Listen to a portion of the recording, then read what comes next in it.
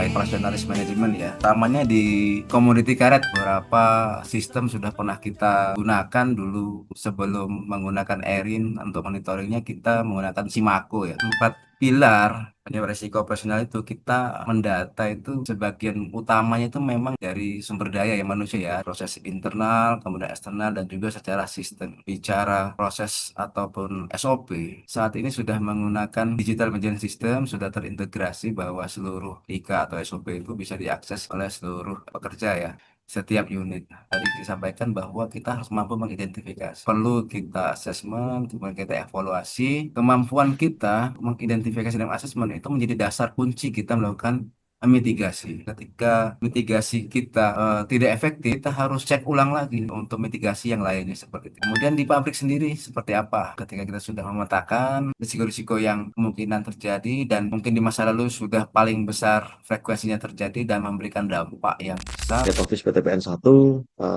ingin memaparkan terkait dengan operational risk management kaitannya dengan rubber industry sustainability. Untuk tantangan bisnis karet ke depan ini, yang pertama kali moratorium penambahan luas perkebunan, kemudian harga jual komoditas yang berfluktuatif, kemudian tantangan yang ketiga adalah tenaga kerja yang semakin mahal. Nah, kemudian strategi kita apa? Pertama, back to basic with frugal innovation dengan SDM yang tangguh. Strategi yang kedua, kita ada improvement productivity serta cost effectiveness. Kemudian yang ketiga yaitu menciptakan inovasi-inovasi melalui kegiatan research and development. Jadi saya simpulkan lead measure utama kita ada empat faktor. Yang pertama productivity, kemudian kilogram per hektar, bisa dilihat di layar seperti apa kondisinya serta gapnya seperti apa. Problem indikator yang pertama belum adanya persamaan persepsi structure thinking. Yang pertama memang ada productivity enhancement. Yang nomor dua apa? Ada harvester productivity. Yang terakhir meminimalisir losses. Tentunya losses akibat pencurian produksi.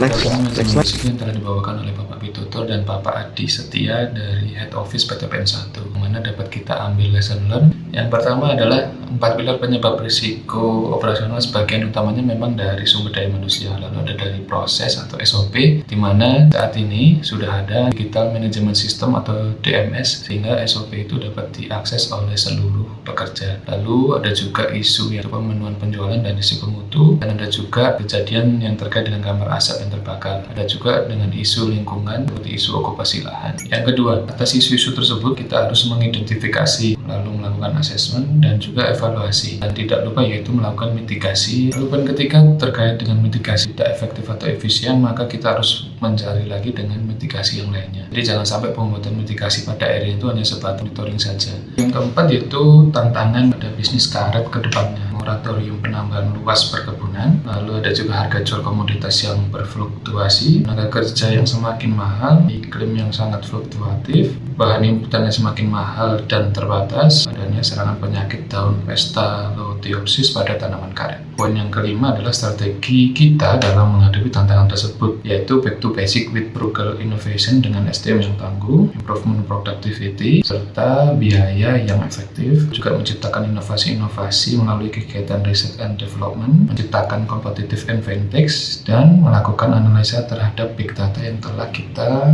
kumpulkan. Poin keenam yaitu gap yang terjadi di antar regional di PTPN 1. Keempat yaitu dari tingkat productivity-nya, lalu tingkat kehadiran penyadap, lalu tingkat prestasi penyadap, dan DRC atau kadar karet keringnya. Poin yang ketujuh yaitu problem indikator. PTPN 1 ini memiliki beberapa regional yang memiliki budaya-budaya yang sudah mengakar, sehingga ketika menyamakan satu persepsi pasti menemui kendala, dan itulah yang terjadi pada PTPN 1 saat ini. Poin ke-8 adalah structure thinking. Ada 3, yang pertama adalah productivity enhancement, yaitu pemenuhan kebutuhan tenaga penyadap, lalu meningkatkan persentase kehadiran penyadap. Yang kedua, harvester productivity, contohnya seperti tertib penggunaan alas adap, tertib mulai penyadapan, tertib waktu penggunaan produksi, dan juga tuntas melaksanakan penyadapan di hancanya. Lalu yang berikutnya adalah meminimalisir losses. Itulah beberapa poin lesson yang diambil dari webinar operasional manajemen risiko. Semoga bermanfaat untuk kita semua.